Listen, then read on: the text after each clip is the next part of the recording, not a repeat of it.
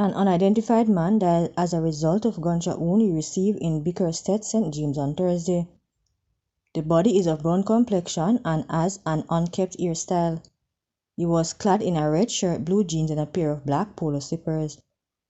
Reports from the Montego Bay police are that about 4:50 p.m., the man was sitting in the front passenger seat of a taxi, waiting to be transported to another community. An explosion was then heard. The man was found slumped in the motor car. The police were summoned and he was taken to hospital where he was pronounced dead. Detectives are asking anyone who may be able to identify the body or assist in their investigation to contact the Montego Bay Criminal Investigation Branch or Crime Stop or the nearest police station. The St. James police are now investigating a car fire and a murder in the Lilliput community to determine if they are linked.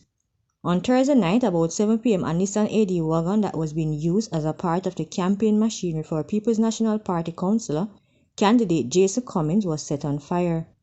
Shortly after, a man who has been identified as 44-year-old Kenroy Doman, otherwise called Shrimpy, was shot and killed in the community around.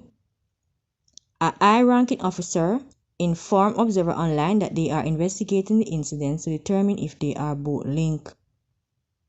Reports are that just after 7 p.m., the Nissan AD wagon, which was parked along the roadway, was seen ablaze. The fire brigade was alerted and a team from the Ironshore station responded to the scene and extinguished the blaze.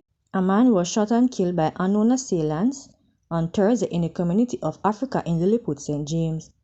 Dead is 44-year-old Kenroy Doman, otherwise called Shrimpy, from the same community.